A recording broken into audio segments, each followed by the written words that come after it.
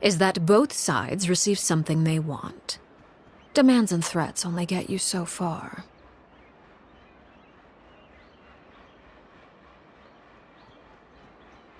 Wonderful. Here it is. When the time comes, make the choice that you deem most appropriate in the situation, and lend your help to the House of the Hearth. Okay, sounds normal enough. But what do you mean, when the time comes? When is that supposed to be? That is for you to decide. Then we have a deal. Follow me.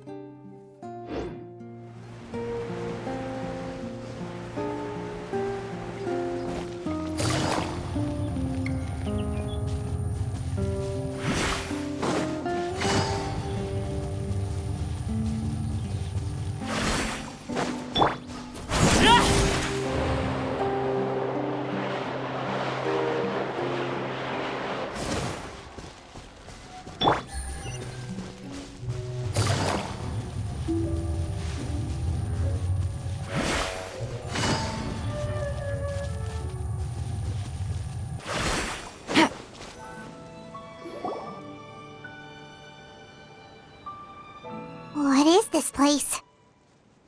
Somewhere long forgotten by everyone. It used to be a grand building. Now it's nothing more than a pile of rubble. No one comes here anymore, nor does anyone care about what once happened here. Although, this place does have something to do with the story I'm about to tell you. It was before I became a Harbinger, and before Linny and the others joined the House of the Hearth. Due to certain events, I first killed Clairvy and then her mother. And this is where it all happened.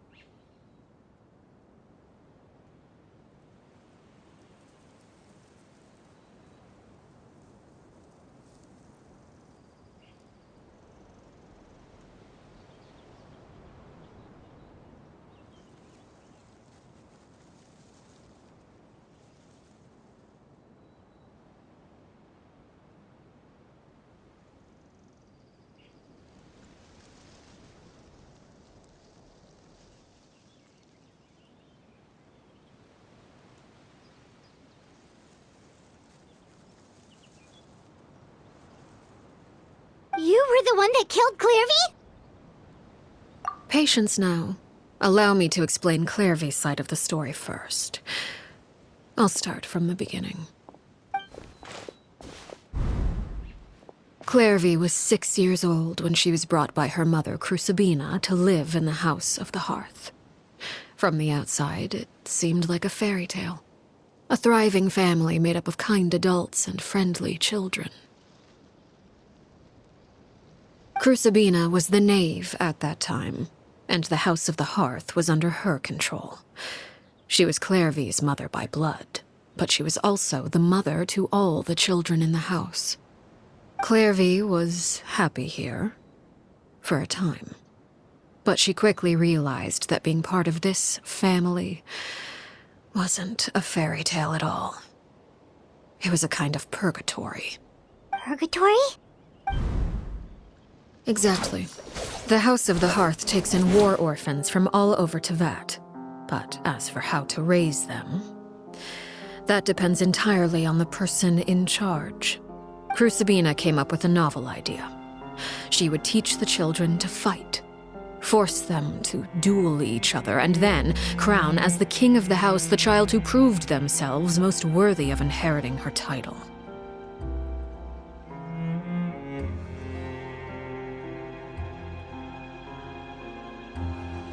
It's difficult to estimate the number of children who died or were maimed in the process.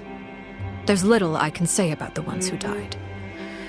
The ones that emerged with permanent injuries, on the other hand, well, they still served a purpose. They would be handed over to the doctor to be experimented on, or sent away on dangerous missions. Nothing more than tools to be used and then discarded. So those were the experiments Clairvy was talking about. But what actually happened to her? You said that Clairvy was Crucibina's daughter, so if Clairvy tried to convince her to stop what she was doing, Crucibina probably would have listened, right? Despite being Clairvy's mother, Crucibina cared little for her daughter. She forced Clairvy to join the House of the Hearth only as a means to demonstrate her own impartiality as a mother, to prove that she treated all her children equally. Clairvy did try to convince her mother to change her ways, but it was to no avail. After her efforts failed, the only other option was to rise up and try to fight back. Unfortunately, the other children had already been thoroughly indoctrinated into the illusion of happiness Crucibina had created.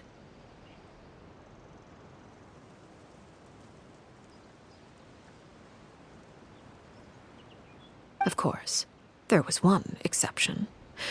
Someone Clairvy's age who knew the truth about the House of the Hearth. Her name was Peruere. Wait, the friend that Clairvy mentioned? Friend, huh? I suppose we can call her that for now. Clairvy was a cheerful and passionate person with a tenacious spirit. Peruere, on the other hand, was rather cold-blooded. Her cold-blooded nature allowed her to see through Crucibina's facade. Yet, it was also this cold-bloodedness that prevented her from acting against it. At least at first. While Clairvy longed for freedom, Peruere was convinced that, amid all the fighting and violence, she would make it until the end.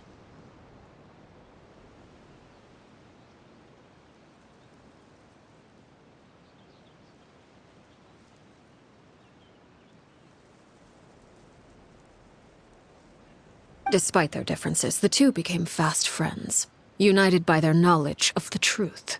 Clairvy told Peruere that she hoped to create a real family, where no one would be killed or sacrificed. There may have been a certain naivete to her ideas, but Clairvy proved her determination many times over. She tried countless times to run away, ask for help, or expose the truth. But her efforts only earned her beating after beating. The only thing that kept her going was her strength of will. Even with her body racked with pain, she would still stand on her tiptoes and open the window at night. She and Peruere would look out at the moon together, a fierce longing for freedom shining in her eyes. But one day that light simply vanished. Oh no. What happened? Her hopelessness resulted from a culmination of things. 10 years had passed. 10 years worth of failure after failure. She and Peruere weren't children anymore, but finding any chance to escape still seemed as hopeless as ever.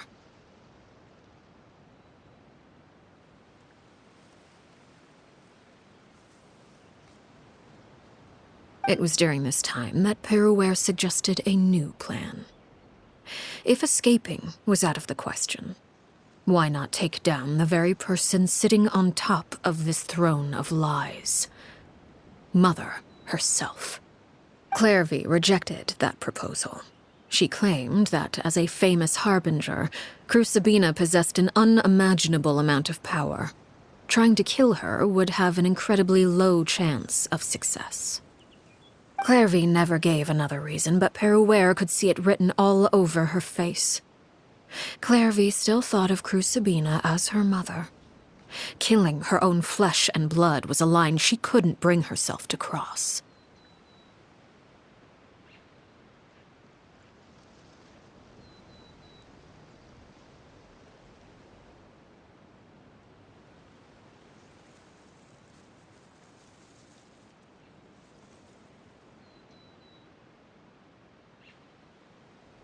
If she couldn't escape and fight back, then only one option remained. Precisely. Death was the only way that she felt she could be free. It happened during a duel. When she arrived at the dueling ring that day, her partner turned out to be none other than Peruere, the very person that had stood by her side all those years. It was a fierce battle, but ultimately, Clairvy decided to let Peruere end her life.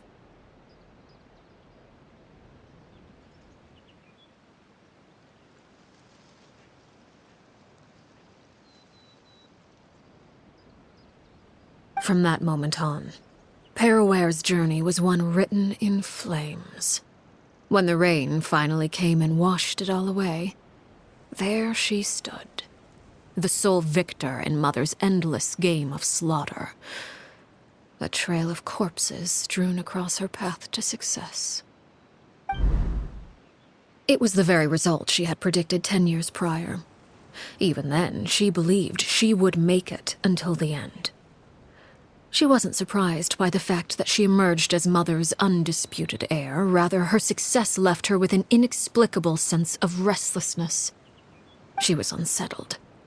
And there was only one thing that could quell that sensation. Perhaps you two would like to take a guess as to what it was?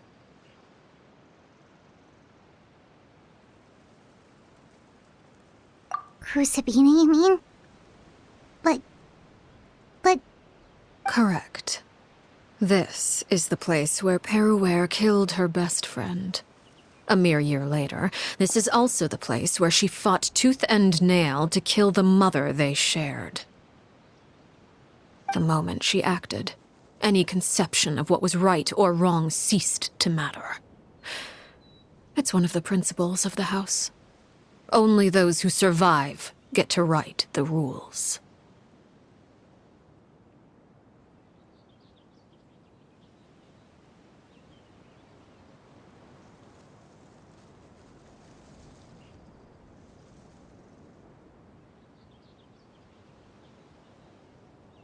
Peruere won the battle, and became a harbinger herself, after which Her Majesty, the Tsaritsa, bestowed upon her a new name. Arlecchino. So the Perry Clairvy was talking about... It was you all along. You're Peruere. Arlecchino is just a name you got later. I left that name behind long ago. I must say, hearing it now does bring back memories. After I defeated Crucibina, the moniker of Mother died with her. I chose to forego the title she called herself, and even chose to give up my own name. I rebuilt the House of the Hearth under a new identity. Not only as Arlecchino, but as father.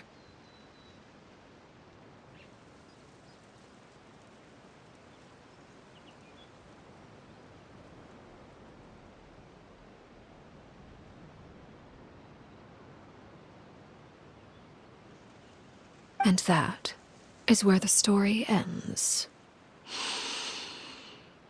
Any more questions? Yeah. Based on what you just told us, Clairvy wasn't a little kid when she was killed. So the Clairvy we met... Was she really a spirit at all? I suppose you could call her an illusion born of flame.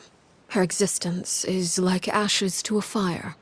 Something left over in the wake of blaze and ruin. You see, a certain power runs through my veins. It's not unlike a curse. My flames leave behind shadows of anything they consume.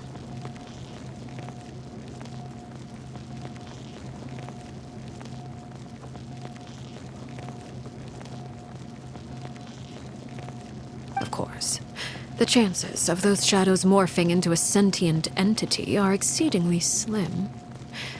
Clairvy is a very special case. Clairvy died when she was 16 years old, but what emerged from the flames was her 6-year-old self. Her appearance wasn't the only thing affected. Most of her memories were lost to the blaze as well. Memory is a mysterious thing indeed. Losing a portion of your memories will alter your sense of self. Lose 10 years' worth, however, and it would be like living in the past. Like returning to a version of yourself that never grew up.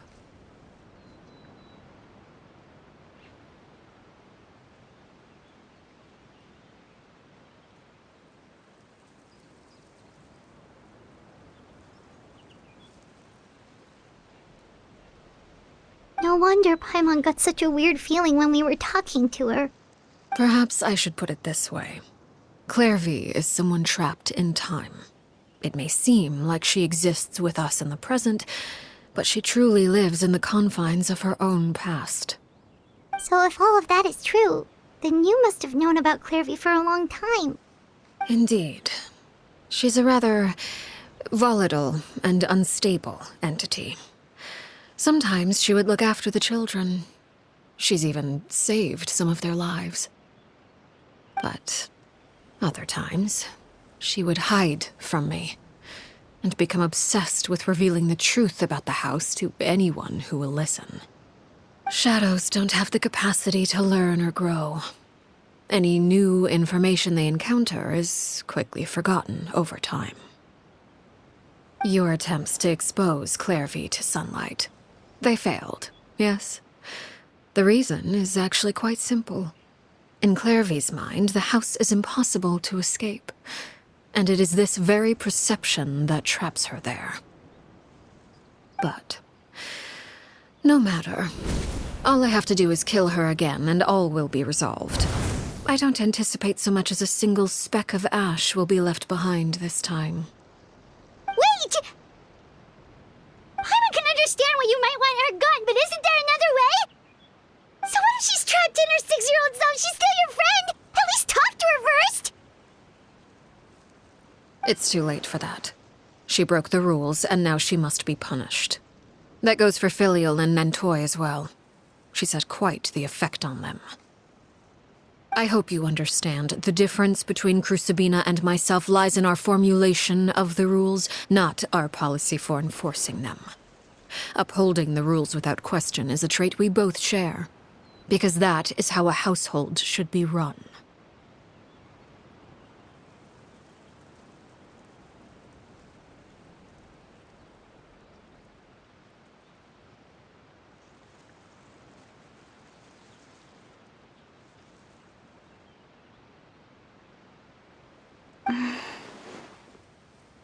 Is this really what you want to do? Whatever could you mean? Don't you want to say a proper goodbye at least? Whether as a killer or as a father, there are two things that must be avoided at all costs: anger and sorrow. Anger makes you impulsive. Sorrow causes you to waver. Well, it appears it's about time to proceed. Before we arrived, I told some of my well-behaved children to bring our troublemakers here by nightfall. I do believe I've kept my end of the deal. I gave your friends quite a bit more time. As for what happens now, we'll just have to wait and see.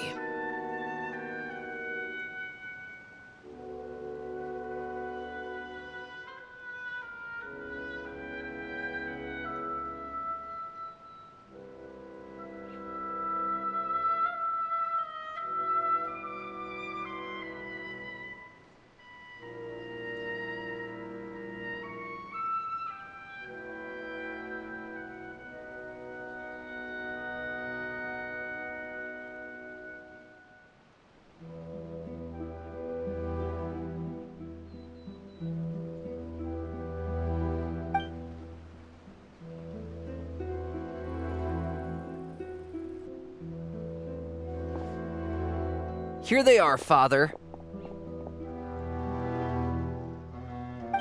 You gonna execute him? Seeing something like that would actually be a first for me. Lenny! I'm sorry. I heard about how you helped buy us more time. But I still failed. I couldn't find a way to fulfill her wish. Huh? Are you... Perry? Indeed, it's been a while, Clairvy. Perry! Shh, stay right there. I'm sorry to postpone our reunion, but first I believe certain scores need settling.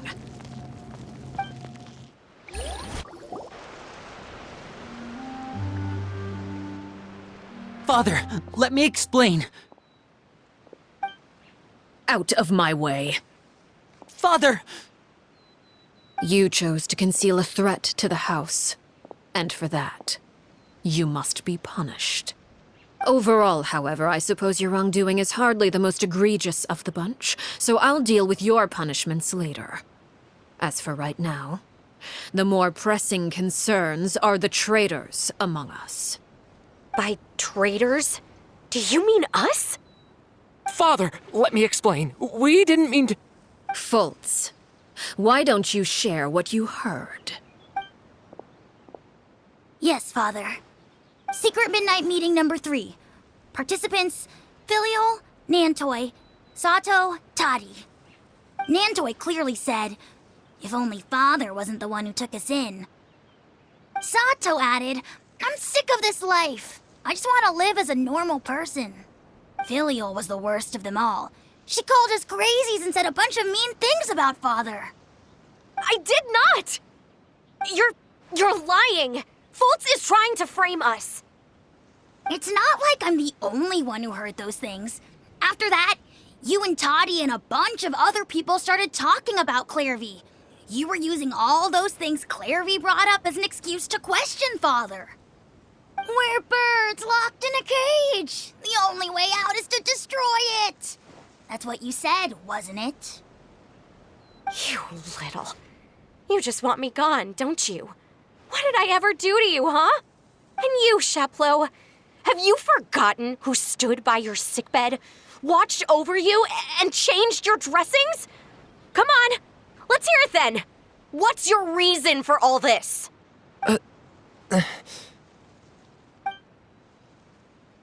You're wrong, Filial. We don't want you to die. You're our family. Liar. You wouldn't be doing this if that were the case.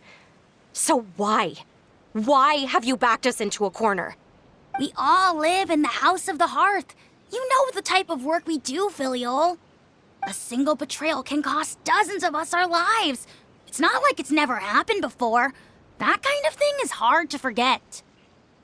That's why the House of the Hearth cannot tolerate any form of betrayal. Ever since we came to Poisson, you've had 7 secret meetings. A lot of the things you talked about really crossed the line. You've been spying on us for half a month? Wait a second. Now that I think about it, the move to Poisson was just a way to make it easier to spy on us, wasn't it? Because we were all in one place. You've had this planned all along. Filial, Nantoy, I'm sorry. I owe you both my life. I owe Clairvy too. If it weren't for all your help after I got poisoned, I wouldn't be standing here today. If this were any other situation, I would do anything to repay that kindness, even if it cost me my life. But rules are rules. I'm sorry. My hands are tied. Why? Why? That's enough, Filial. We made a mistake, and we should own up to it. We broke the rules, plain and simple. And now we have to face the consequences. I'm sorry, Sheplo. Fultz. I'm sorry, Father. We accept our punishment. Chapleau, according to the rules of the House of the Hearth, how should these traitors be punished?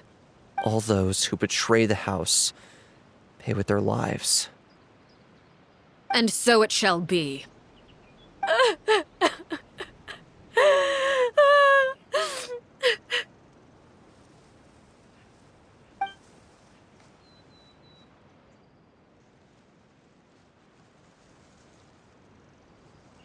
Father, please wait! Something you want to say, Linny? Please reconsider, Father. What Filial and the others did, does it really count as betrayal? We all come from broken families. From the very first day we joined the House of the Hearth, we wanted nothing more than to make it a real home. But the truth is, none of us know what a real home should look like. I'm not saying I have all the answers. All I know is this. Killing Filial and the others may uphold the rules, but doing so will only bring us further away from being a real family than we've ever been. So please, Father, please reconsider.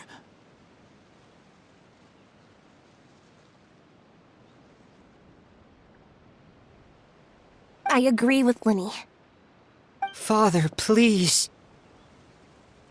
Linny, you...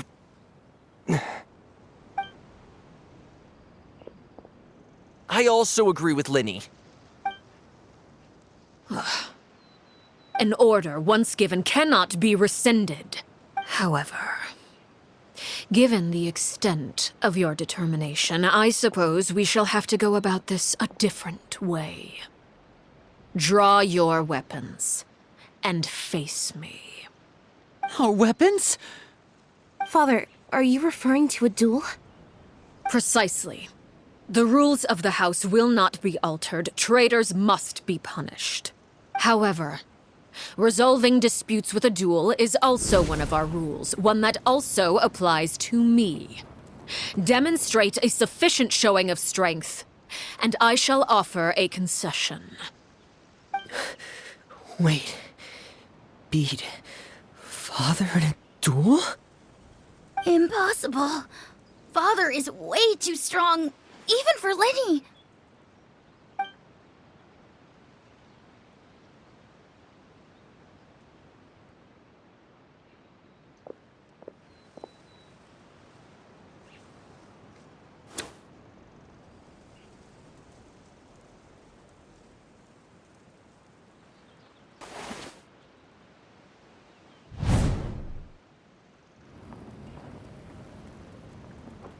Did you hear that, Traveler?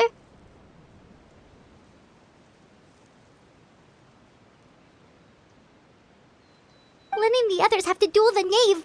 What should we do? Can they really win something like that? If they lose, those people from the house are really gonna be executed. Hey, are you listening?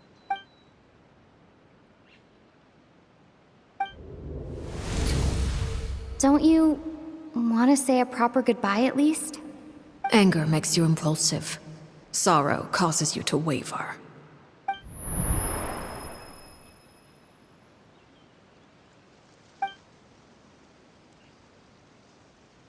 Oh, looking at that expression on her face, she seems really serious about this. Guess that means there's no chance she's throwing the duel on purpose, huh?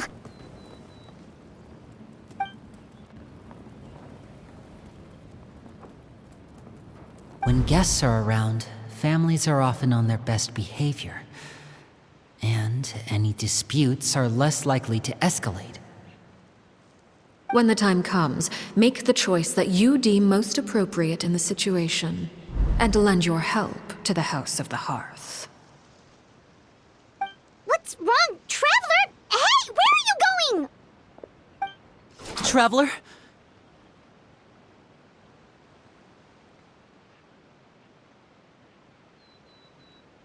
You're asking to join the duel against the knave? I'll allow it. We do have a ready-made dueling ring at our disposal, after all. All I would advise is this. Keep a firm grasp on your weapon, and give it your all. Any less, and you may just lose your life.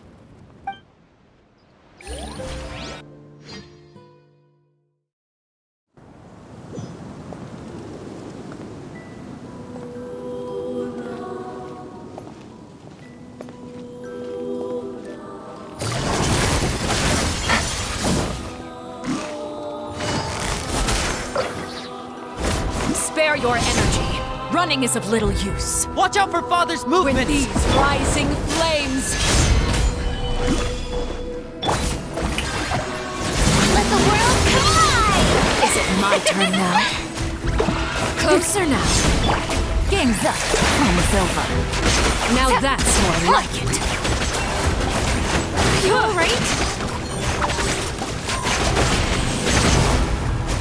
With the foam of darkness, Gotcha. destruction shall rise. Have a taste of purgatory.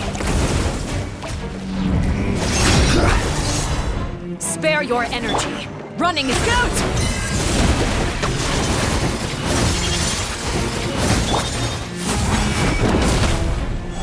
Stabilize!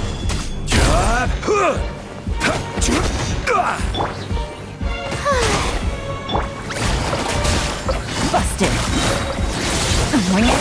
Voila. Not bad. You've proven to be a worthy opponent after all. Quietly now. With these rising flames, Gather! Oh, brilliant! the countdown has Over here! like a fly tangled in a web. Helen, the hearth with these movements.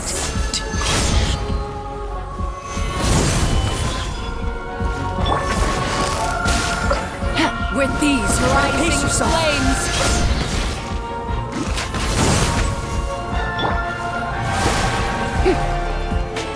Time to shine!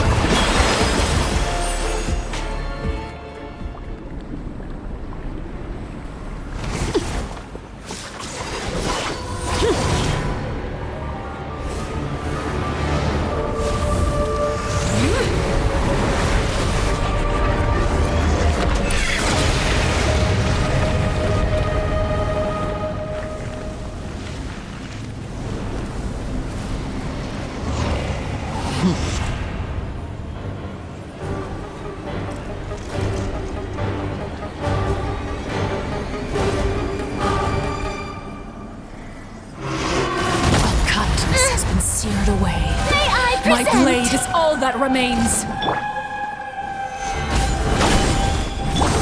Now's our chance! Over here!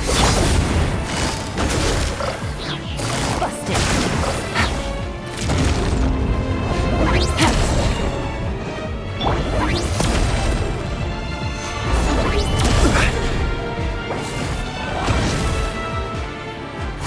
Watch out for Father's movements! Look out!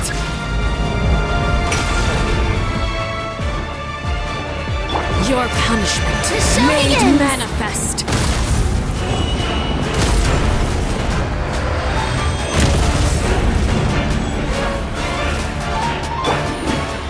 Now's our chance!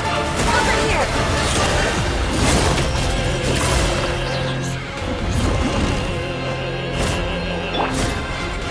Gather! The sun and moon have set. Only ruin remains. Watch out for Father's movements! Look out! Extinguished. Oh, brilliant! Busted. Quietly now.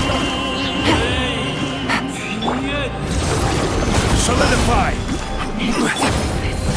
Now's our chance! Over here!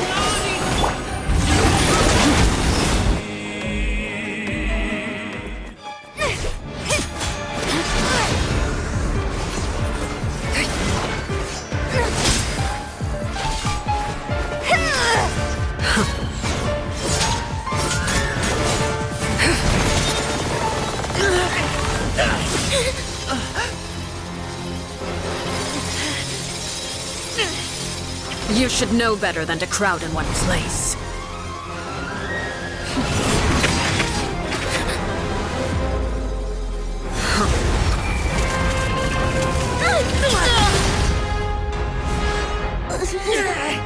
Oh, I know.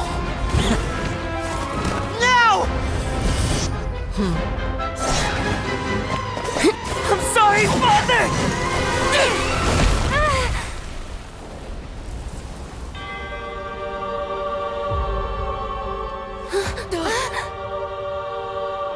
Sorry for what? This pitiful excuse for an attack?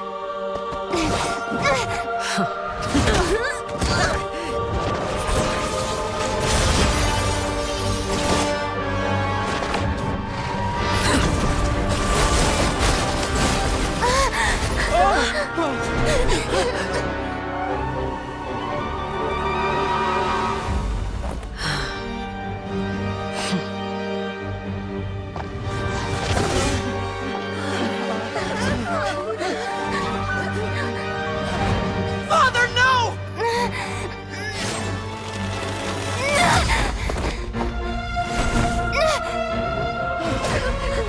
Made it out, did you? You're stronger than I expected.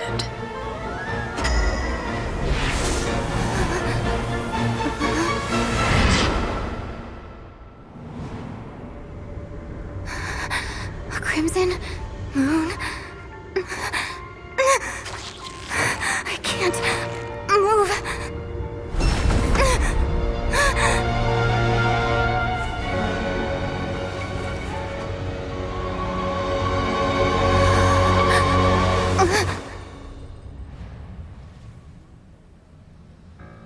Still, not strong enough to beat me.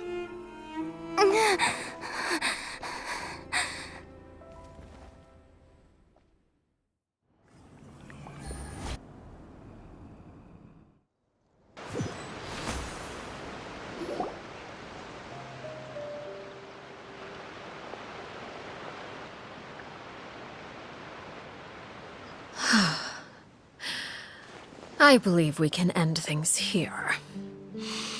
It's not often that we get to enjoy the company of guests, after all. We wouldn't want things to get too out of hand.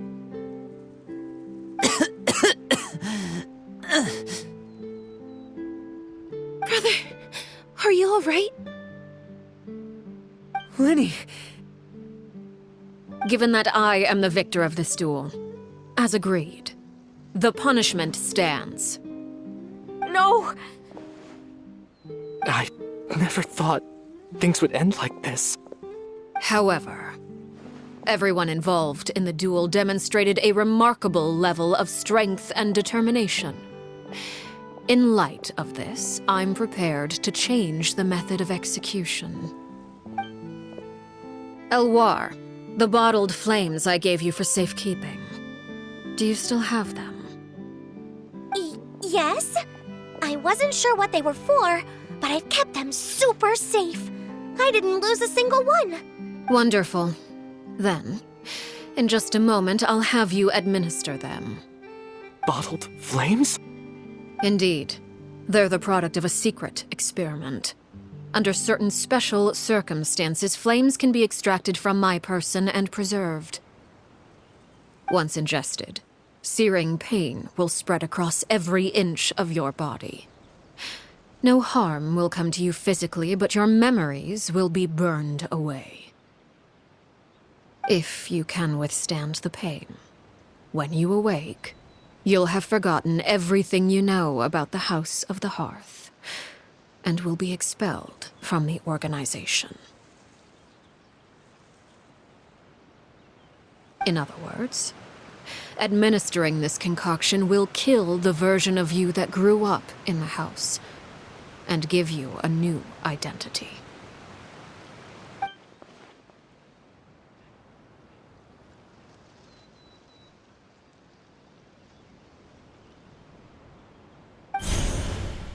Memory is a mysterious thing indeed. Losing a portion of your memories will alter your sense of self.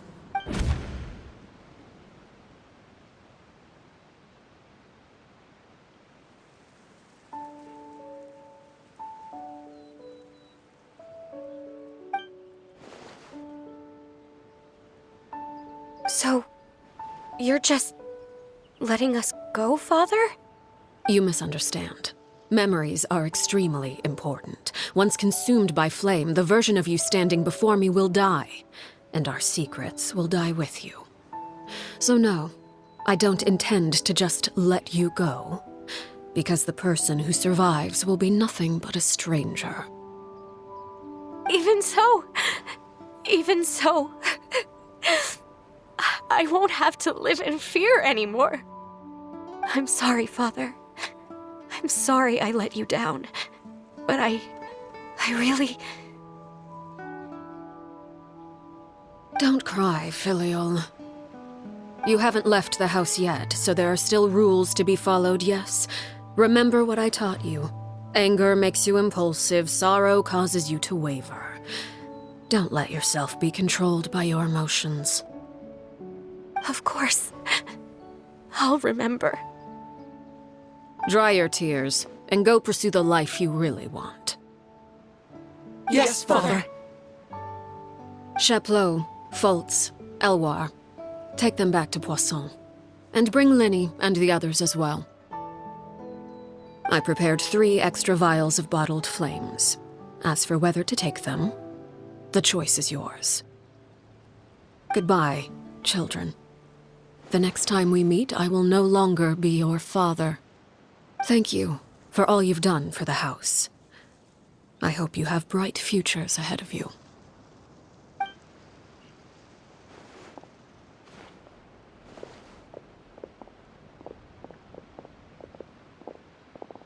Father. Let's go.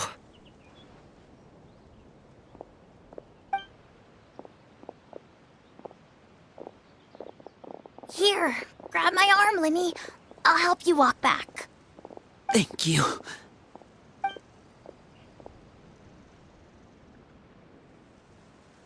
Clairvy.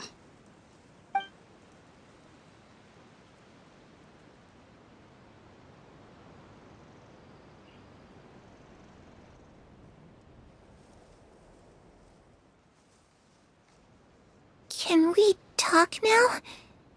I've been waiting for a super long time. You really are Perry, aren't you? I haven't seen you in so long. How come you're all grown up? Wait, did I somehow travel to the future on accident? Or am I dreaming? What a long dream. Neither. You died, Clairvy. That's what happened. You could have at least sugarcoated it a little. Look, she's so speechless.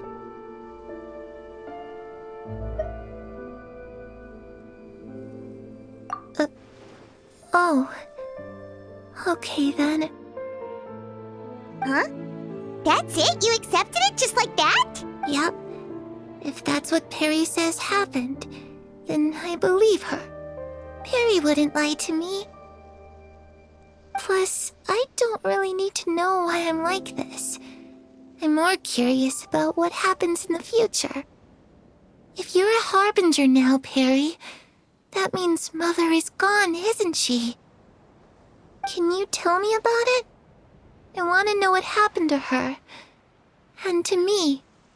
You never stopped trying to defy fate. At first, no one believed you. You could only vent your frustrations to the moon. In fact, you often sought comfort in the night sky. You wanted to see the aurora, so one night we promised each other we would go to Snezhnaya to see it together. Later on, you tried to run away, but you were brought back each time. Mother spared your life, but it wasn't out of kindness. Instead, she decided to make an example of you by slowly torturing you over time. That way, the other children would know what happens to traitors.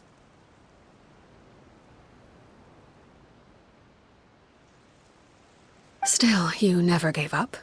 Mother hoped that through ruthless duel after ruthless duel, she would be able to crown an ultimate victor among the children she raised. But you called on everyone to unite, to fight to a draw in order to reduce casualties. Your efforts may have only delayed the inevitable, but still. You gave them hope. You tried everything you could think of, but every attempt ended in failure. Still, you never turned your sword on Crucibina, and you never turned it on me.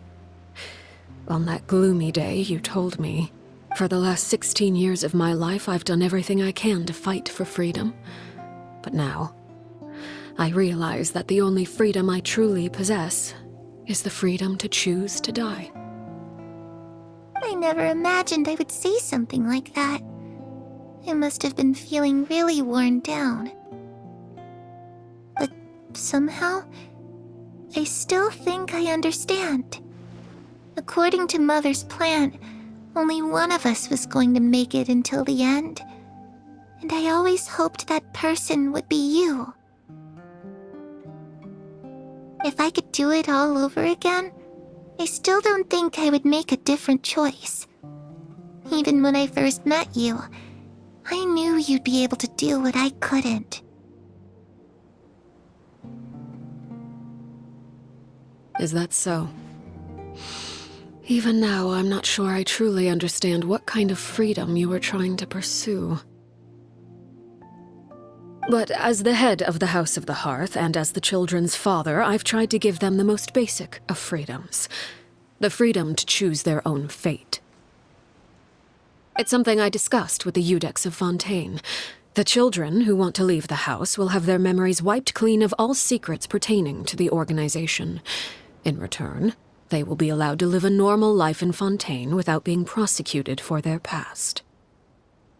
Of course, I won't simply hand freedom to them on a silver platter. They have to fight for it and prove themselves worthy of it.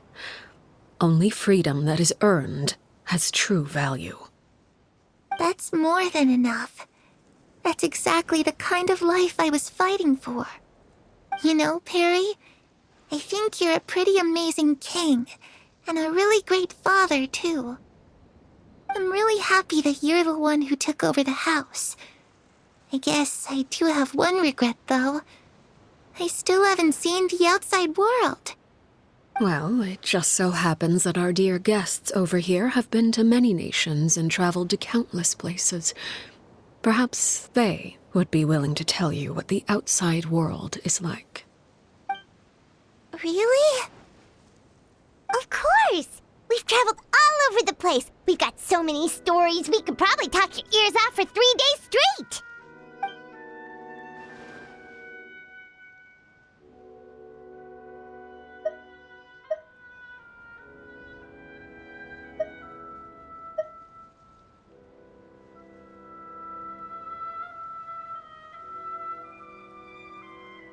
Those yokai you mentioned, what do they look like?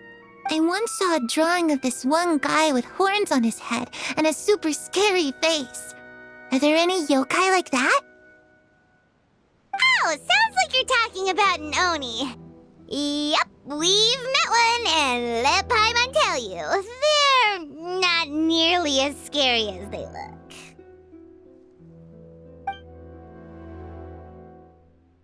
You know, I used to dream of being a bard, playing the lute while singing into the winds of freedom.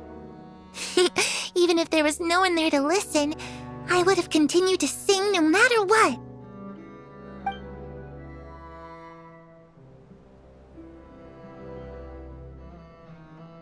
Ah, that's where Mora comes from. I never knew that before. If I had some Mora, I would buy 3 new dresses.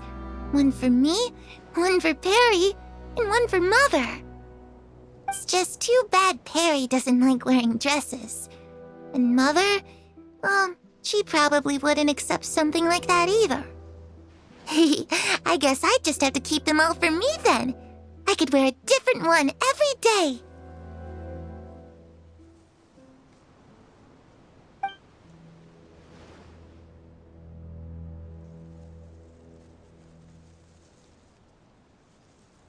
I was always too afraid to skip Mother's fighting lessons.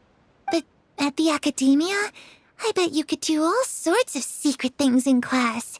Things that have nothing to do with studying. I'm just kidding.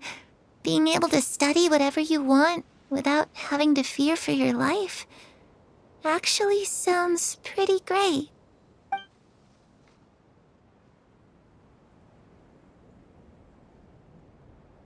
The situation was super dangerous. Lenny and Lynette were accused of committing a crime, and they were going to have to stand trial at the Opera Epicles. Oh no, that must have been hard for all of you. able to turn the situation around super quickly. All thanks to Detective Paimon, of course. How'd you do that? Come on, tell me. Okay, so it was like this. After the failed magic show, we rushed to the scene and...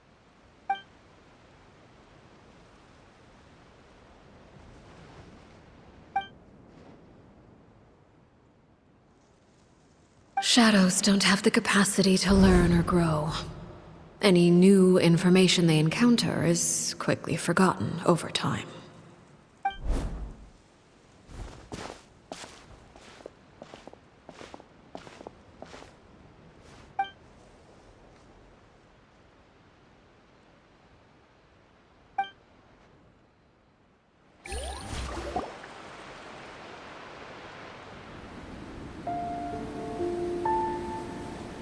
Clairvy, you've worked tirelessly from the shadows to overthrow the House of the Hearth.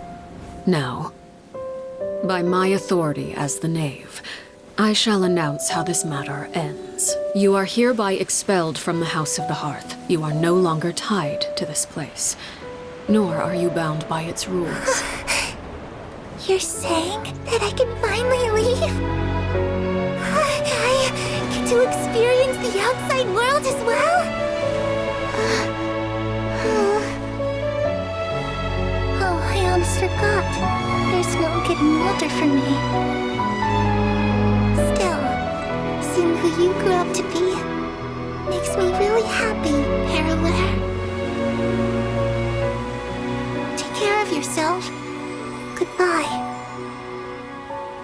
May we meet again someday.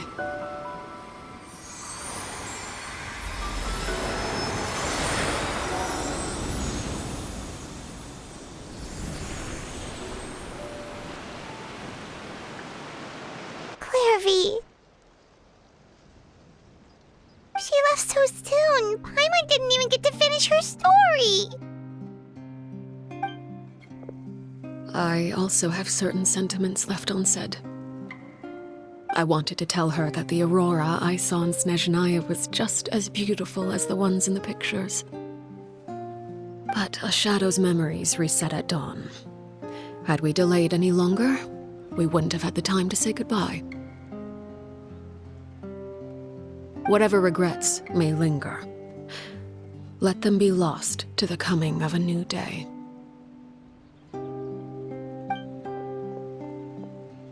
Father? It's Linny! Hey, Linny!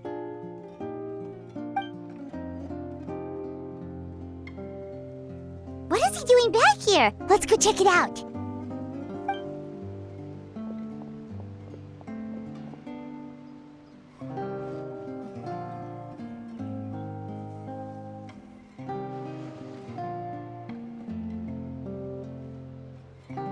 Father, the bottled flames have been administered.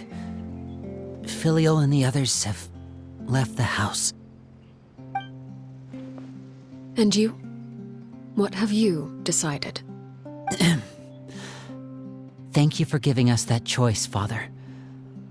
But we never wanted to leave the house. It's the only home we've ever known. Lynette and Fremine feel the same way. They're recuperating back at the Hotel Bouffe d'été. But I decided to come back and tell you where we stood. I'm sure you're well aware of the expectations I have for you. I want you to follow in my footsteps and become the next king of the house. Yet you seem to have different ideas. I must admit, I'm rather surprised by your decision to stay. There's nothing wrong with choosing to live a quiet life. Leading this organization is a heavy responsibility, one not so easily carried by someone forced onto the throne.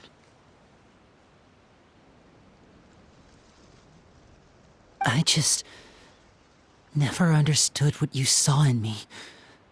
What made you believe I was deserving of that throne?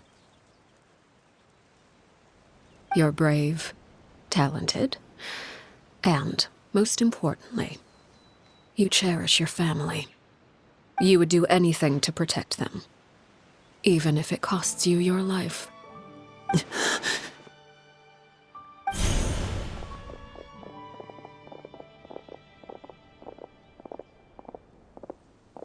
Speaking up back there was so brave of you, Linny. It's all thanks to you that we were able to convince Father to back down. You're a hero, Linny.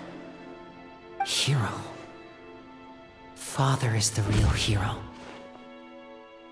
Had Father gone all out during the duel, there's no way I would have walked away with my life. She must have had it all planned from the beginning, from the very moment she suggested a duel. I'm not deserving of that title. I'm not strong enough or smart enough. You're wrong. In my opinion, all you need to be deserving of the throne is conviction and the necessary strength to act on it. We may have different ideas of what it means to be a family, but you can hardly be said to lack conviction. What you truly lack is strength. For someone of your talent, though, that's something that will come with time. Even without that strength, you still chose to face me in a duel, even though the odds were stacked against you. That capacity to honor your convictions is what I truly see in you. Father. No one knows what the future holds, what tragedy or triumph may be in store. Being at the head of this organization requires the strength of will to face whatever comes. Caution will only hold you back. If reaching a certain standard were required to go after what you want, I would never have succeeded in killing my predecessor. Back then, there was still a considerable gap between our abilities. Strength may decide the ultimate victor, but those who let a lack of strength dictate their decisions or undermine their convictions will never be worthy of the throne. I understand, Father. Thank you.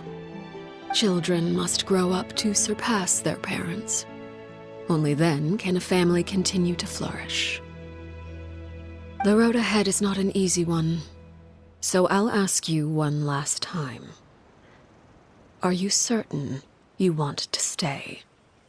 You've done so much for me, Father, and that kindness must be repaid. Plus, with Project Stuja at hand, there are many dangers ahead, and I, for one, don't intend to back down. Protecting my family at all costs, that's my conviction. Then you're welcome to stay. As for Project Stuja, you need not be too concerned. If those cowardly businessmen and heartless dignitaries try to take us down, I'm prepared to teach them a lesson. Having members who longed for the light was our organization's last weakness. With those members no longer among our ranks, the House of the Hearth is like a spider hiding in the shadows. We need only wait for our prey to come to us. At present, our imperative is to use their plan to our advantage. In doing so, a crimson moon shall rise amid the frigid blizzards of winter. No demonstration of loyalty shall go unrewarded, and no sacrifice shall be in vain. As for the two of you, whether we meet again as friend or foe, I'll remember the camaraderie we shared in this moment. No matter how arduous the journey ahead, I hope we both reach our desired destination.